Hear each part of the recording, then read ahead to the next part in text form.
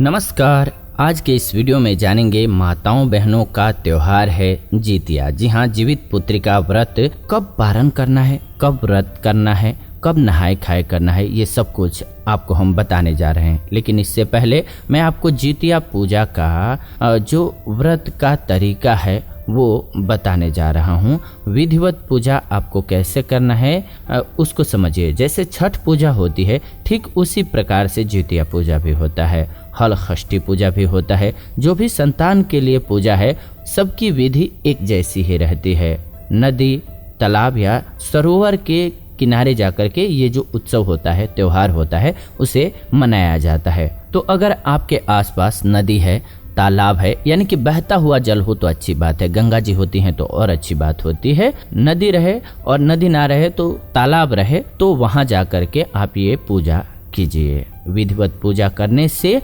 आपको लाभ मिल पाता है।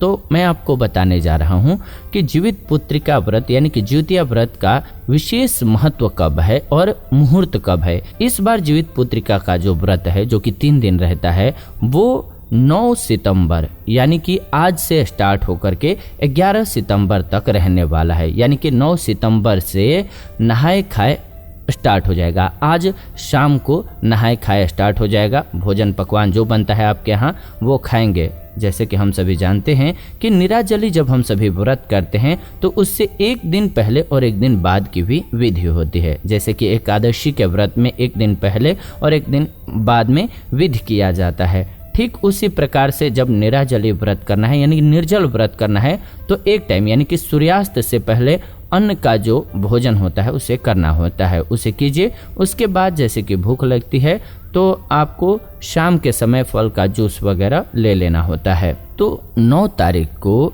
रात्रि के 10:46 तक ही आपको जो कुछ भी खाना पीना है आप खा पी सकते हैं। आज 9 बजे से पहले ही, नहीं तो उसके बाद अष्टमी तिथि लग जाएगी। यानी कि 9 तारीख को 10:46 के बाद अष्टमी तिथि लग रही है, जो कि 10 तारीख को रात 10:47 तक रहने वाली है।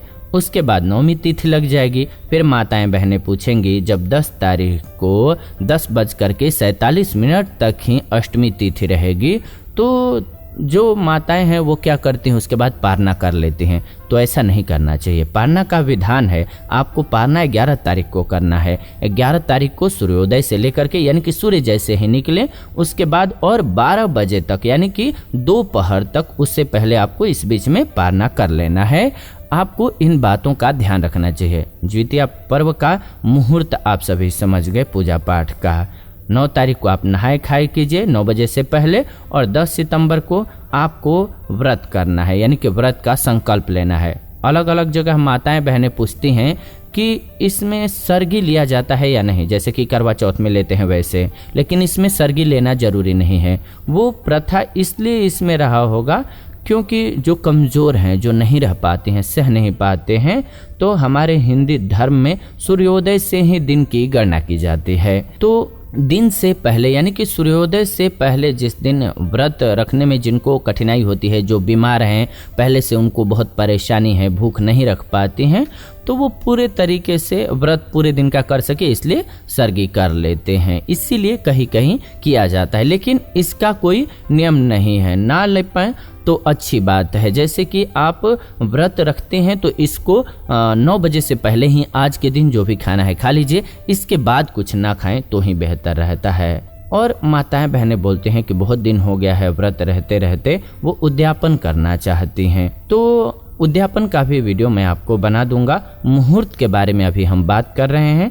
9 तारीख को यानी कि आज आपको नहाए खाए करना है। 9 सितंबर 2020 को सूर्योदय से पहले आपको जो भी खाना है सात्विक भोजन वो खा लीजिए। और स्थानीय मान्यता के अनुसार आपके यहाँ जो भी चीज़ें खाई जाती हैं, यानी कि अलग अलग जगह अलग अलग चीज़ें खाई जाती हैं, कहीं मड़ुआ दाना खाया जाता है, कहीं साग खाई जाती है, तो आपके यहाँ जो खाया जाता है वो आप खा लीजिए। और कमेंट करके हमें बताइए भी कि कौन से एरिया में क्या, यानी कि आपके एरिया में क्या खाया जाता है, ताकि लोगों को पता भी चले थोड़ा कि अलग अलग जगह का हमारे देश में, हमारे राज्य में क्या क्या नियम हैं। रात्रि को अगर भूख लगती है तो आपको कुछ नहीं खाना चाहिए। अगर बहुत ज़्यादा कोई बीमार है, बहुत परेशान है, वो भूखे नहीं रह सकता है तो उसको फल का रस ले लेना चाहिए उस स्थिति में। इसके बाद नहा धो करके जहाँ भी नदी, तालाब, सरोवर हो, जहाँ बहता हुआ पानी हो, वहाँ पर जा करके आप व्रत का संकल्प लीजिए कि हम जितिया माँ का निराजली व्रत करेंगे, यानी कि निर्जल व्रत करेंगे। निर्जल व्रत का ही मान्यता है। पूरे दिन का व्रत करके आप 11 तारीख को सूर्योदय से 12 बजे तक के बीच में पारना कर लीजिए।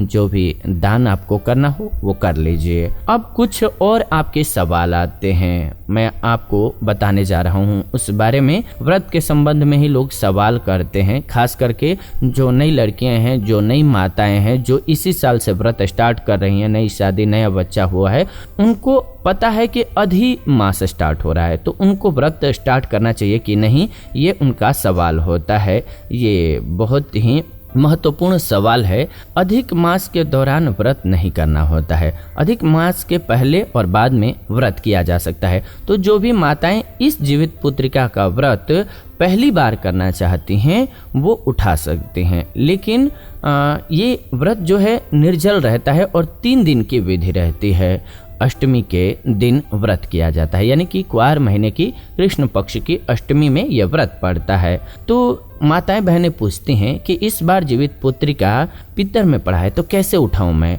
तो आपको हम बता दें कि हर साल जीवित पुत्रिका का व्रत अश्विनी महीने के, यानी कि आश्विन के कृष्ण पक्ष के अष्टमी तिथि पर ही पड़ता है, हमेशा ही और आगे भी पड़ेगा। तो अगर आपको व्रत उठाना है तो इसी अष्टमी कृष्ण पक्ष अश्विन का जो महीना है इसी में उठाना पड़ेगा, क्योंकि हर साल इसी में पड़ेगा। और अलग अलग माताएं बहनें पूछती हैं कि अभी जो 16 दिन का माँ लक्ष्मी का व्रत चल रहा है वो कैसे करूं, क्योंकि पितृपक्ष चल रहा है। तो ये 16 दिन का जो लक्ष्मी जी का व्रत होता है वो भादो महीने की शुक्ल पक्ष की अष्टमी से, यानी कि सप्तमी के बाद जो अष्टमी पड़ती है उससे स्टार्ट करके क्वार महीने के कृष्ण पक्ष की अष्टमी तक, यानी कि जीवित पुत्रिका तक महालक्ष्मी का व्रत किया जाता है। वो आपको पितर में ही पड़ता ही है हर बार, तो इसमें पड़ेगा, आपको उसकी चिंता नहीं करनी है। अब हम बात कर रहे हैं जीवित पुत्रिका के बारे में। आप व्रत कर सकते हैं। इस व्रत का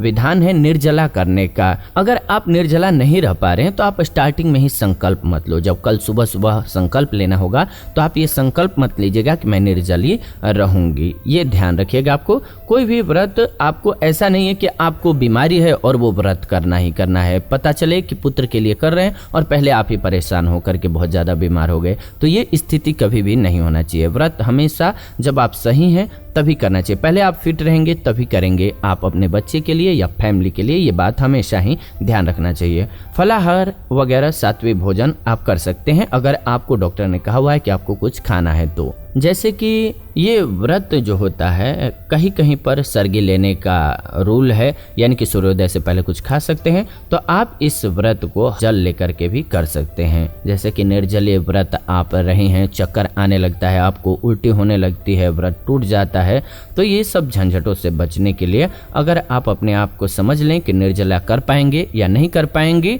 नहीं कर पाए तो आप संकल्प ना लें, और कर पाए तो संकल्प लें, नहीं तो ना लें। और भी माताएं बहनें पूछती हैं, बहुत सारे सवाल करते हैं। जैसे कि मान लीजिए कोई पुराने समय से व्रत कर रहे हैं और वो बीमार हैं, अब व्रत तो कर रहे हैं लेकिन उद्यापन कर नहीं रहे हैं, अभी जब तक जीवित हैं कर रहे हैं, लेकिन उद्यापन नहीं करेंगे। मान लीजिए कि आपको हिम्मत नहीं है, चलने की हिम्मत नहीं है, आप खाना नहीं खा पा रहे हो, आप अत्यधिक बीमार हो, आप व्रत कैसे करोगे? कोई भी कैसे करेगा? तो ये नहीं सोचना चाहिए कि जब तक जिंदा है तब तक व्रत करना है। जब तक सामर्थ्य है कीजिए। उसके बाद उद्यापन की विधि बनी हुई है तो उद्यापन कर देना चाहिए। आप कमेंट करेंगे तो मैं बताऊंगा कि कैसे करना होता है किसी भी व्रत का उद्यापन, खास करके इस ज्योतिया व्रत का उद्यापन कैसे किया जाता है, ताकि जब आप लगे कि आपका शरीर अब असमर्थ है इस व्रत को करने में तो आप उद्यापन कर लीजिए।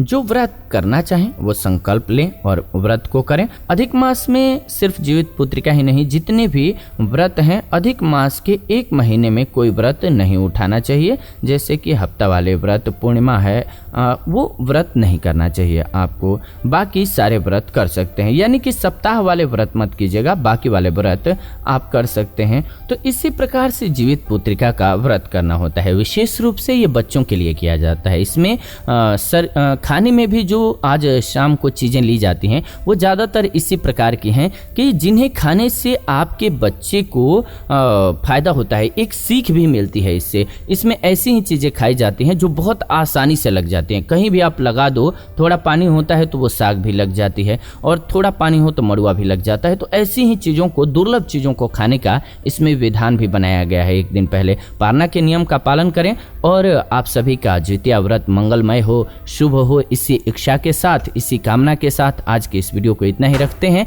आपके मन में कुछ सवाल हैं द्वितीया को लेकर के तो आप जरूर कीजिए। 2020 में अगर लॉकडाउन की वजह से आप नदी में, तालाब में जाकर के स्नान नहीं कर सकते हैं तो क्या करें, ये भी एक सवाल आ रहा है। तो इसमें क्या करना है आपको, गंगा जल एक डब्बे में ला करके रखिए घर पर। तो उस जल को जल में मिला करके, अपने घर के जल में मिला करके आप स्नान ध्यान कर सकते हैं। इस प्रकार से भी कर सकते हैं, लेकिन कोशिश करना चाहिए कि बहता हुआ जल हो तो वहीं पर जा करके स्नान करना चाहिए एक टाइम। एक और सवाल आता है कि सुबह स्नान करें या शाम को, तो ज़्यादातर जगह पर शाम को ही स्नान किया जाता है। इसमें व्रत करने के बाद ज़्यादातर जगह पर आप देखेंगे तो शाम को ही दातुन भी किया जाता है। दातुन जो किया जाता है वो विशेष प्रकार से अपामार्ग पौधे के, जिसे चिड़चिड़ा भी बोलते हैं, उसकी डंठल से किया जाता है। तो उससे ब्रश करके और बहते हुए जल में स्नान ध्यान किया जाता है। आपके यहाँ कैसे किया जाता है आप जरूर बताइए। सुबह से स्नान ध्यान नहीं करने का जो रूल है वो कोई रूल नहीं है, बस इसलिए है कुछ जगह नहीं किया जाता है कि जब आप स्नान ध्यान कर लेते हैं, ब्रश कर लेते हैं, फ्रेश हो जाते हैं तो आपको भूख लगती है और प्यास लगती है। लेकिन आप ऐसे रहते हैं तो थोड़ा भूख प्यास कम एहसास होता है, क्योंकि शरीर जो है भारी सा थोड़ा सा रहता है। तो इसलिए रेस्ट करते हैं ज़्यादातर और शाम को ही स्नान ध्यान करते हैं। बाकी ऐसा कुछ नहीं है, अगर आपको नहाना है तो सुबह भी स्नान कर सकते हैं, लेकिन ज़्यादातर जगह पर एक टाइम संध्या में ही स्नान ध्यान किया जाता है। तो ये आज की वीडियो रही। मुझे जितने सवाल मिले, जितने लगे सवाल, वो मैंने डिस्कस कर लिया आप लोगों के साथ। लेकिन आपके मन में कोई और भी सवाल है तो आप कमेंट्स करके जरूर पूछ लीजिए, ताकि हम आपका रिप्लाई करके बता सकें कि क्या है उसका नियम, और आगे वीडियो भी बना देंगे। कल मैं आपके लिए इसी चैनल पर द्वितीया व्रत की कथा भी लेकर के आऊँगा, तो कथा का भी श्रवण जरूर कीजिएगा। विशेष महत्वकारी होता है और जीवन में खुशियां आती हैं इससे। फिलहाल आज के इस वीडियो से विदा लेते हैं। ये माताओं बहनों का त्योहार है। आप भूख रही हैं तो आपसे पहले इस व्रत को आपकी माताजी ने किया है, तो अपनी माताजी को याद करते हुए 2 शब्द कमेंट में जरूर लिखिएगा। आप सभी जो भी आपको अपने माँ को लेकर के मन में भाव आ रहे होंगे, जो शब्द आ रहा होगा पहला, वो जरूर लिखिए कमेंट में, ताकि माँ को एक समर्पण भी हो सके। एक तरफ से तो माँ बनी हुई है तो अपने बच्चे के लिए व्रत कर रहे हैं, और दूसरी तरफ से अपने माँ को याद करना, या कोई और भाई बंधु भी सुन रहे हैं तो सभी को। और फिलहाल आज के इस वीडियो से विदा लेते हैं। जुड़ेंगे नई वीडियो में नई जानकारी के साथ। तब तक आप सभी खुश रहें, स्वस्थ रहें। मिलते हैं आपसे नई वीडियो में।